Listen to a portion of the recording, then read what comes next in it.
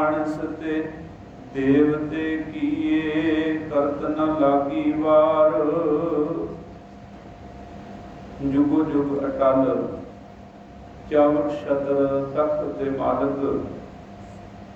गुरु ग्रंथ साहिब महाराज जी की पावन पवित्र हजूरी के अंदर बहुत ही श्रद्धा के नाल बड़े प्रेम सहित आप हाजरी भर रहे हो। गुरु सवारिया पासों बड़े प्रेम सहित गुरबाणी कीर्तन आप जी ने सरवण किया। अज छेवें पातशाह मीरी पीर के मालक गुरु हरगोबिंद साहब जी का ज्योति जोत समापन दिवस है।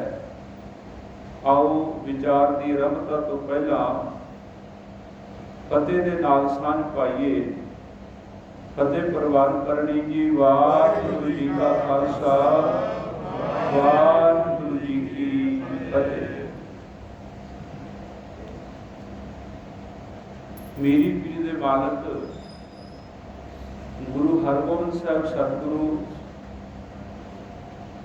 जिन्हां दा पावन प्रकाश गुरु की वडाली पावन धरती के उत्ते माता गंगा जी के उदर तो धन धन गुरु अर्जन देव महाराज जी के गृह विखे 1595 ईस्वी होया। गुरु हरगोबिंद साहब महाराज जी की आमद के मौके खुशी वजों अकाल पुरख वाहिगुरू जी का शुकराना किया गया। सतगुर साचा दिया भेज चिर जीवन उपजया संजोग। उदरै माहे आए किया निवास। माता कै मन बहुत विलास। जमया पूत भगत गोविंद का प्रगट्या सब मैं लिखिया सुर का। गुरु हरगोबिंद साहब जी के प्रकाश के शुकराने वजों संगतां दे भले वास्ते गुरु अर्जन देव जी ने 6 हट्टा खूह वडाली की धरती से लगवाया। 25 मई 1606 ईस्वी नूं गुरु हरगोबिंद साहब महाराज गुरता गद्दी ते विराजमान हुए। गुरता गद्दी ते विराजमान होकर महाराज जी ने मीरी पीरी दियां 2 किरपाना धारण कीतियां। उन्हां दी शोभा उन्हां दी वडियाई उन्हां दा जस पिंड सुर सिंह दे 2 ढाडी नत्था ते भाई अब्दुल्ला उन्हां ने गुरु महाराज जी की सारी उस सुंदर शोभा नूं बयान किया। वो आखण लगे सच्चा तख्त सुहायो श्री गुर पाए कै। महाराज अकाल तख्त की सिरजना करके जदों उस उच्चे थड़े ते विराजमान हुए तो वो आखण लगे सच्चा तख्त सुहायो श्री गुर पाए कै। शब वर्णी नहीं जाए कहूँ क्या गाए कै। राक्षस भय मलीन सो दर्श दिखाए कै। मीर नत्था औ अब्दुल्ला जस कह बनाए कै। वो कहने लगे महाराज जी की शोभा गुरु हरगोबिंद साहब की शोभा के सामने सूरज अते चंद्रमा का जिहड़ा तेज है ना वो भी फिक्का है। राक्षस भय मलीन सो दर्श दिखाए कै। मीर नत्था वो अब्दुल्ला जस कह बनाए के। उन्होंने फिर जस गाया कि 2 तलवारी बधियां एक मीरी दी एक पीर दी एक अजमत दी एक राज दी एक राखी करे वजीर दी। नाल सिपाही नील नाल मार दुष्टां करे तगीर दी। महाराज जी की जी तेग है कहते वो दुष्टां दा तगीर करने वाली है तगैर कर देने वाली है नाश कर देने वाली है महाराज जी की तेग। ते सतगुरु धन गुरु हरगोबिंद साहब महाराज जी ने अकाल तख्त की साजना की। उस स्थान के उत्ते ढाडियां ने वारां गाउणियां। महाराज सतगुरु जी ने फौजां की भर्ती आरंभ की। बहुत सारे सिख सेवक महाराज जी के हजूर एकत्र हुए फौज में भर्ती हुए। बाबा विधि चंद जी, भाई पैड़ा जी, भाई जेठा जी आदਿਕ गुरमुखां नूं जथेदार भी थापिया। सतगुरु महाराज जी ने हज़ार हज़ार सिख एक एक जथेदार नूं दे के 5 जथे बनाए। ते गुरु हरगोबिंद साहब महाराज जी ने जिथे ये सारा कारज आरंभिया, हुकूमत दे नाल 4 युद्ध भी लड़े सतगुरु जी ने। पहली जंग अमृतसर की धरती के उत्ते, दूजी जंग हरगोबिंदपुरे, तीजी जंग पिंड महराज जिला बठिंडा दे विच, चौथी जंग करतारपुर की धरती ते हुई। सतगुरु महाराज जी ने करतारपुर की जंग नूं फतेह करके जिस स्थान पर आ बैठ हाजरी भर रहे हो, इत्थे चरण पाउंदे होए जदों महाराज कीरतपुर साहिब विखे निवास करते हैं, उत्थे रह के करीबन सतगुरु महाराज जी ने 10 साल का समा जिहड़ा महाराज ने उत्थे बिताया है कीरतपुर की धरती ते। जदों सतगुरु महाराज जी ने अपना अंतला समा जानिया, तो गुरु साहब महाराज जी ने कुछ गुरसिखां नूं चेचे तौर पर ना, क्योंकि स्नेह हुंदा, प्यार हुंदा, महाराज जी ने मिलण की इच्छा जाहिर की। फिर महाराज जी ने भाई गढ़ीए जी के राही चिट्ठी भेज के गोइंदवाल की धरती तो गुरु अमरदास महाराज जी की अंश वंश उन्होंने बुलाया। बाबा आनंद जी आए पालकी च बैठ के, बाबा आनंद जी जिहड़े कि धन गुरु अमरदास सतगुरु गुरु अमरदास महाराज जी के सपुत्र मोहन ते मोरी जी, ते अगों मोरी जी के पुत्र सी बाबा आनंद जी। बाबा आनंद जी होर भी जिहड़े गुरु अमरदास जी की कुल विचों बाबा सुंदर जी का भी उत्थे होना इतिहास में जिक्र आउंदा है। भाई परमानंद जी, बाबा सुंदर जी, जिहड़े बाबा सुंदर जी गुरु अमरदास जी के पड़पोते सन, जिन्हां की बाणी भी गुरु ग्रंथ साहिब दे विच दर्ज है। वो गुरु अमरदास महाराज जी के चलाने समय भी कोल सन, ते गुरु हरगोबिंद साहब महाराज जी का भी उन्होंने वो अंतला समा कोल रह के सेवा करके उत्थे उन्होंने मौजूदगी सी बाबा सुंदर जी की। ये सारे जदों बाबा आनंद जी गुरु अमरदास जी की अंश-वंश विचों गुरु अमरदास जी के पोते वो जदों आ रहे सी पालकी विच बैठे, ते महाराज गुरु हरगोबिंद साहब जी अपने गुरसिखां नूं किड्डा माण दिंदे सन। उन्होंने अगे हो के बाबा आनंद जी की पालकी नूं मोढा दिता।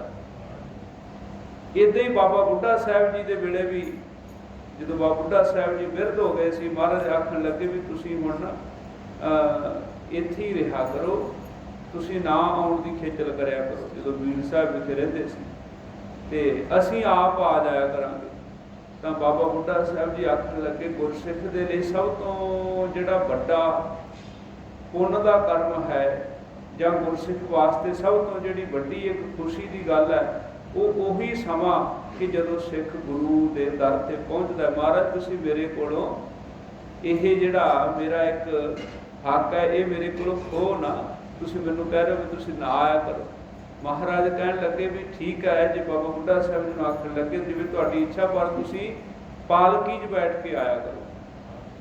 तो बाबा बुढ़ा साहब जी जो पालकी 'च आ रहे सी एक बार, तो महाराज जी ने ना एक चादर की इदा बुक्कल जी मार के अपने आप को भी पहचान ना आवे, तो वो पालकी नूं बाबा बुढ़ा साहब जी पालकी नूं मोढा देण लगे भी इत्थे एक गुरसिख नूं इशारा करता भी तुसीं पासे हो जाओ।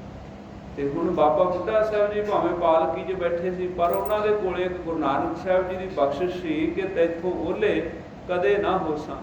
तो बाबा बुढ़ा साहब जी ने आख्या महाराज ये मेरे सिर भार ना चढ़ाओ, सिख दे मोढे ते गुरु की पालकी तो सोहनी लगती है, महाराज गुरु के मोढे ते सिख की पालकी, जे ऐसा करोगे तो मैं पालकी तो छाल मार के बाहर आ जाना। सो गुरु हरगोबिंद साहब जी इस तरह गुरसिखां नूं इन्ना प्यार मान बख्शिश करते थे। तो गुरु साहब महाराज के कोल बाबा आनंद जी कुछ दिन रहे, मिले, गल्लां बातां होईयां, फिर वो विदायगी लैके गोइंदवाल साहब नूं वापस आ गए। फिर उत्थे गुरु साहब महाराज जी के जिहड़े उन्हां दे विचरण दा जां उन्हां दे प्यार करन दा इहदे तो अंदाजा सिख संगत नूं भी हो चुका सी भी जिहड़ी गुरियाई है वो महाराज सतगुरु जी वो अपने पोतरे हराए साहब जी नूं बख्शणगे, क्योंकि महाराज जी ने गुरु तेग बहादुर साहब महाराज जी नूं ते माता नानकी जी नूं एक पोथी ते एक कटार बख्शिश की सी कि तुसी ये सब कुछ लैके अपना निवास साढ़े तो बाद बाबा बकाला की धरती ते उत्थे रखना है। क्योंकि महाराज जी के 3 महल सी, 6वें पातशाह जी के। सब तो पहला विवाह उन्हों का भाई नारायण दास जी उन्हों की बेटी सी माता दमोदरी डल्ले पिंड, उत्थे महाराज का आनंद कारज होया सी। ते दूजा विआह सतगुरु महाराज जी का जो भाई हरीचंद जी सन, बाबा बकाला की धरती ते रहने वाले भाई हरीचंद जी की बेटी सी बीबी नानकी जी, उन्होंने नाल महाराज जी का दूसरा विवाह जिहड़ा गुरु हरगोबिंद साहब जी का होया सी। और तीसरी शादी महाराज जी की पिंड मंडियाली के रहने वाले भाई दया राम जी, जिन्हों का नाम इतिहास में भाई दवारा जी करके आता। भाई दवारा जी या दया राम जी की बेटी सी माता मरवाही, उन्होंने नाल महाराज का जिहड़ा तीसरा विवाह होया सी। जिहड़े पहले महल सी माता दमोदरी जी, उन्होंने उधर तो बाबा गुरदित्ता जी का जन्म होया सी। सब तो पहला इत्थे भाई की ड्रौली पिंड दे विच। ते जदों बाबा गुरदित्ता जी का जन्म होया सी ते उत्थे बहुत परिवार में खुशी, ते महाराज जी भी 6वें पातशाह बाबा बुढ़ा साहब जी नाल लैके अमृतसर तो भाई की ड्रौली पहुंचे सन। ते माता गंगा जी बैठे ने पलंग के उत्ते। माता गंगा जी की गोद विच पोतरे नूं बाबा गुरदित्ता जी नूं, जिन्हां दा अज ही जन्म होया सी, उन्हां नूं गोद विच लिया माता गंगा जी ने, लाड लडा रहे ने। इन्हें नूं इधरों 6वें पातशाह महाराज आए। 6वें पातशाह जी ने आके माता गंगा जी के चरणों से नमस्कार की, पैरी हथ लाए अपने माता जी के। ते माता गंगा जी ने ना एक हाथ के नाल तां अपनी गोद विच पोतरे नूं संभालिया बाबा गुरदित्ता जी नूं, दूजे हाथ नाल जदों पैरी हथ लाए ते महाराज नूं थापड़ा दिता माता गंगा जी ने 6वें पातशाह जी नूं, ते नाल ही उन्हां दी बाह फड़ के अपने कोल पलंग दे उत्ते बिठा लिया। महाराज जी भी नाल बैठ गए। ते माता गंगा जी बड़े खुश हो के आखन लगे, मालक ने भाग लाए ने, तुहानूं पुत्र दी दात बख्शी है। ते मां जी आखन लगे कि पुत्र मैं असीस दिंदी हां कि जोड़ी रहे। महाराज सतगुरु हस के कहन लगे कि मां ये असीस तुहाडी ठीक है, पर एक असीस असीं मां दे कोलों आप मंग के लैणी है। माता गंगा जी कहन लगे वो किहड़ी? महाराज आखन लगे सानूं ये असीस दिओ कि साडे घर एक धी भी होवे, सीलवान एक कन्या होवे, कन्या बिन गृहस्थ विगोवै। तां महाराज सतगुरु जी नूं इदां माता जी ने असीस दित्ती कि तुहाडी इच्छा पूरी होवे। ते समा आया, महाराज जी के घर बीबी वीरो जी, उन्हां दा जन्म भी माता दमोदरी जी के उदर तो होया सी। ते एक सपुत्र बाबा अणी राय जी, उन्हां दा प्रकाश भी माता दमोदरी जी के उदर तो होया। ते जिहड़े माता नानकी जी सन, बाबा बकाला दे रहण वाले, उन्हां दे उदर तो बाबा अटल राय जी ते गुरु तेग बहादुर साहब जी। बाबा अटल राय जी वड्डे सी, गुरु तेग बहादुर साहब जी छोटे सन। ते ये माता नानकी जी के उदर तो। ते जिहड़े माता मरवाही जी सी मंडियाली पिंड वाले, भाई दया राम जी की सपुत्री महाराज दे महल माता मरवाही जी, उन्हां दे उदर तो सिर्फ एक पुत्र बाबा सूरजमल जी का प्रकाश होया सी। ये गुरु महाराज का सारा खिड़िया होया सोहना परिवार सी। उहदे विचों बाबा अटल राय जी तो छोटी उम्र दे विच ही चलाना कर गए सन, 9 साल की उम्र दे विच ही। ते बाबा गुरदित्ता जी जिहड़े वो इत्थे कीरतपुर, वो भी महाराज के ज्योति समाउण तो पहले ही अकाल चलाना कर चुके सी बाबा गुरदित्ता जी। ते हुण जदों महाराज ने उत्थे संगतां नूं उचेचे तौर ते 6 महीने संगतां बहुत वड्डी गिणती विच कीरतपुर पहुँचदियां रहियां, गुरु साहब के दर्शन करदियां रहियां ज्योति जोत समाउण तो पहला। रोज़ बहुत वड्डे दीवान सजदे, भाई बाब करवाबी वर्गे ते वो सारे सिंह उत्थे सेवा करते, दीवान सजाउंदे।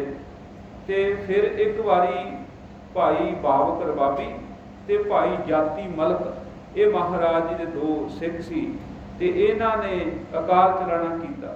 उस तो बाद महाराज जी ने भी अपना समा जिहड़ा नेड़े आया जाणिया, ते महाराज जी ने फिर बहुत वड्डा दीवान सजाया। ते जिहड़ी गुरियाई है वो अपने पोतरे हराए साहब जी नूं बख्शिश करन दा सारा ब्योंतबंदी कीती। ਜਦੋਂ ਹੋਲੀਆਂ ਦਾ ਸਮਾਂ ਲੰਘਿਆ ਤੇ ਨਾਲ ਹੀ ਫਿਰ ਮਹਾਰਾਜ ਜੀ ਨੇ ਉੱਥੇ ਦੀਵਾਨ ਸਜਾਇਆ। 3 ਦਿਨ ਬਹੁਤ ਵੱਡਾ ਭਾਰੀ ਦੀਵਾਨ ਸਜਿਆ। ਚੌਥੇ ਦਿਨ ਵੱਡੇ ਤੜਕੇ ਅੰਮ੍ਰਿਤ ਵੇਲੇ ਸਵਾ ਪਾ ਰਹਿੰਦੇ ਜਾਗੇ ਤੇ ਗੁਰੂ ਮਹਾਰਾਜ ਸਤਿਗੁਰੂ ਜੀ ਨੇ ਦੀਵਾਨ ਸਜਾਇਆ ਤੇ ਆਪਣੇ ਵਾਲੀ ਥਾਂ ਤੇ ਜਿੱਥੇ ਆਪ ਰੋਜ਼ ਪਹਿਲਾਂ ਬੈਠਦੇ ਸਨ ਉੱਥੇ ਆਪਣੇ ਪੋਤਰੇ ਹਰਿਰਾਏ ਸਾਹਿਬ ਜੀ ਨੂੰ ਬਿਠਾਇਆ ਤੇ ਬਾਬਾ ਬੁੱਢਾ ਸਾਹਿਬ ਜੀ ਦੇ ਸੁਪੁੱਤਰ ਭਾਈ ਭਾਨਾ ਜੀ ਨੂੰ ਕਹਿ ਕੇ ਗੁਰਿਆਈ ਦਾ ਤਿਲਕ ਗੁਰੂ ਹਰਿਰਾਏ ਸਾਹਿਬ ਜੀ ਨੂੰ ਦਿੱਤਾ ਗਿਆ। ਤਾਂ ਉੱਥੇ ਫਿਰ ਗੁਰੂ ਸਾਹਿਬ ਮਹਾਰਾਜ ਜੀ ਨੇ ਸਾਰੀ ਸੰਗਤ ਨੂੰ ਕਿਹਾ ਵੀ ਸਾਡੀ ਥਾਂ ਤੇ ਹੁਣ ਹਰਿਰਾਏ ਜੀ ਨੂੰ ਜਾਣਾ। ਇਹੀ ਅੱਜ ਤੋਂ ਗੁਰੂ ਹਨ। ਗੁਰੂ ਹਰਗੋਬਿੰਦ ਸਾਹਿਬ ਜੀ ਨੇ ਆਪ ਵੀ ਆਪਣੇ ਪੋਤਰੇ ਹਰਿਰਾਏ ਜੀ ਨੂੰ ਮੱਥਾ ਟੇਕਿਆ, ਬਾਬਾ ਬੁੱਢਾ ਸਾਹਿਬ ਜੀ ਨੇ ਸੀਸ ਨਵਾਇਆ। ਤੀਜੀ ਥਾਂ ਤੇ ਫਿਰ ਸਾਰੀਆਂ ਸੰਗਤਾਂ ਨੇ ਮਹਾਰਾਜ ਜੀ ਨੂੰ ਮੱਥਾ ਟੇਕਿਆ। ਇਉਂ ਫਿਰ ਸਤਿਗੁਰੂ ਮਹਾਰਾਜ ਜੀ ਨੇ ਜਿਹੜੀ ਗੁਰਿਆਈ ਹੈ ਉਹ 37 ਸਾਲ 10 ਮਹੀਨੇ ਤੇ 7 ਦਿਨ ਇਹ ਜਿਹੜਾ ਸਮਾਂ ਬਣਦਾ ਹੈ ਇਹ ਮਹਾਰਾਜ ਜੀ ਗੁਰਤਾ ਗੱਦੀ ਤੇ ਵਿਰਾਜਮਾਨ ਰਹੇ। ਤੇ ਜਿਹੜੀ ਸਾਰੀ ਕੁੱਲ ਉਮਰ ਸੀ ਸਤਿਗੁਰੂ ਜੀ ਦੀ ਉਹ 48 ਸਾਲ 8 ਮਹੀਨੇ ਤੇ 15 ਦਿਨ।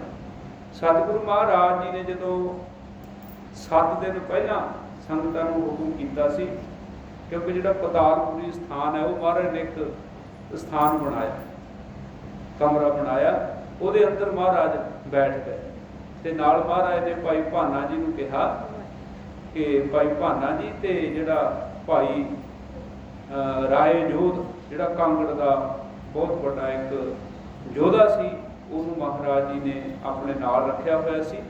ਉਹ ਦੋਨਾਂ ਨੂੰ ਕਿਹਾ ਵੀ ਤੁਸੀਂ ਪਹਿਰਾ ਰੱਖਣਾ, ਕੋਈ ਵਿਗੜ ਨਾ ਪਾਵੇ, ਕੋਈ ਅੰਦਰ ਨਾ ਆਵੇ। ਤੇ ਮਹਾਰਾਜ ਜੀ ਨੇ ਕਿਹਾ ਵੀ 7ਵੇਂ ਦਿਨ ਫਿਰ ਹਰਿਰਾਏ ਸਾਹਿਬ ਜੀ ਨੂੰ ਕਹਿ ਕੇ ਤੇ ਤੁਸੀਂ ਇਹ ਜਿਹੜਾ ਨਾ ਕੁੰਡਾ ਖੋਲ੍ਹਣਾ। ਮਹਾਰਾਜ ਅੰਦਰ ਚਲੇ ਗਏ, ਬਿਰਾਜਮਾਨ ਹੋ ਗਏ। ਇੱਕ ਥੰਮਲੇ ਦੇ ਨਾਲ ਢੋਲ ਆ ਕੇ ਬੈਠ ਕੇ ਮਹਾਰਾਜ ਸਤਿਗੁਰੂ ਚਾਂਦਨਾ ਚਾਂਦਨ ਆਂਗਨ ਪ੍ਰਭ ਜੀ ਅੰਤਰ ਚਾਂਦਨਾ ਆਰਾਧਨਾ ਆਰਾਧਨ ਨੀਕਾ ਹਰ ਹਰ ਨਾਮ ਆਰਾਧਨਾ ਤਿਆਗਨਾ ਤਿਆਗਨ ਨੀਕਾ ਕਾਮ ਕ੍ਰੋਧ ਲੋਭ ਤਿਆਗਨਾ ਮੰਗਨਾ ਮੰਗਨ ਨੀਕਾ ਹਰ ਜਸ ਗੁਰ ਤੇ ਮੰਗਨਾ ਲਾਗਨਾ ਲਾਗਨ ਨੀਕਾ ਗੁਰ ਚਰਣੀ ਮਨ ਲਾਗਨਾ। ਸਤਿਗੁਰੂ ਮਹਾਰਾਜ ਇਹ ਸ਼ਬਦ ਗਾਉਂਦੇ ਹੋਏ ਜੋਤੀ ਜੋਤ ਸਮਾ ਗਏ। ਮਹਾਰਾਜ ਜੀ ਦੇ ਫਿਰ ਉਹ ਬੂਹੇ ਨੂੰ ਜਦੋਂ ਖੋਲ੍ਹਿਆ ਗਿਆ ਗੁਰੂ ਹਰਿਰਾਏ ਸਾਹਿਬ ਜੀ ਨੇ ਮਹਾਰਾਜ ਜੋਤੀ ਜੋਤ ਸਮਾ ਚੁੱਕੇ ਸੀ। ਚਿਖਾ ਤਿਆਰ ਕੀਤੀ ਸਤਲੁਜ ਦੇ ਕਿਨਾਰੇ। ਮਹਾਰਾਜ ਗੁਰੂ ਹਰਿਰਾਏ ਸਾਹਿਬ ਜੀ ਨੇ ਆਪ ਆਪਣੇ ਹੱਥੀਂ ਲਾਂਗੂ ਲਾਇਆ ਤਾਂ ਉੱਥੇ ਇੱਕ ਰਾਜਾ ਰਾਮ ਜਿਹਦਾ ਨਾਮ ਪ੍ਰਤਾਪ ਸਿੰਘ ਰਾਜਪੂਤ ਰਾਜਾ ਸੀ, ਉਹ ਮਹਾਰਾਜ ਦਾ ਬਹੁਤ ਸਨੇਹੀ ਸੀ। ਉਹ ਮਹਾਰਾਜ ਦੇ ਵਿਛੋੜੇ ਨੂੰ ਨਾ ਝੱਲਦਾ ਹੋਇਆ ਚਿਖਾ ਦੇ ਵਿੱਚ ਉਹਨੇ ਛਾਲ ਮਾਰ ਦਿੱਤੀ। ਮਹਾਰਾਜ ਦੇ ਨਾਲ ਵੀ ਉਹ ਆਪ ਹੀ ਅਕਾਲ ਚਲਾਣਾ ਕਰ ਗਿਆ। ਹੋਰ ਵੀ ਕਈ ਸਿੱਖ ਦੌੜੇ ਭੱਜੇ, ਫਿਰ ਬੜੀ ਸਖਤੀ ਨਾਲ ਗੁਰੂ ਹਰਿਰਾਏ ਸਾਹਿਬ ਜੀ ਨੇ ਰੋਕਿਆ। ਇੰਨਾ ਸਨੇਹ ਸੀ ਮਹਾਰਾਜ ਦੇ ਨਾਲ ਵੀ ਉਹ ਮਹਾਰਾਜ ਦੇ ਨਾਲ ਚਿਖਾ ਦੇ ਵਿੱਚ ਹੀ ਸੜ ਜਾਣਾ ਚਾਹੁੰਦੇ ਸੀ। ਤੇ ਐਸੇ ਦੀਨ ਦਿਆਲ ਸਤਿਗੁਰੂ ਧੰਨ ਗੁਰੂ ਹਰਗੋਬਿੰਦ ਸਾਹਿਬ ਜੀ ਦੇ ਜੋਤੀ ਜੋਤ ਸਮਾਗਮ ਦਿਵਸ ਨੂੰ ਆਪ ਸੰਗਤਾਂ ਨੇ ਮਨਾਇਆ। ਸਤਿਗੁਰੂ ਸਭਨਾਂ ਦੀ ਸੇਵਾ ਦਰ ਤੇ ਪ੍ਰਵਾਨ ਕਰ ਹੋਈਆਂ ਬੇਅੰਤ ਭੁੱਲਾਂ ਖਿਮਾ ਕਰਨੀ ਹੈ ਜੀ। ਵਾਹਿਗੁਰੂ ਜੀ ਕਾ ਖਾਲਸਾ ਵਾਹਿਗੁਰੂ ਜੀ ਕੀ ਫਤਿਹ। ਸਤਿਨਾਮ ਧੰਨ ਵਾਹਿਗੁਰੂ ਸਾਹਿਬ ਜੀਓ।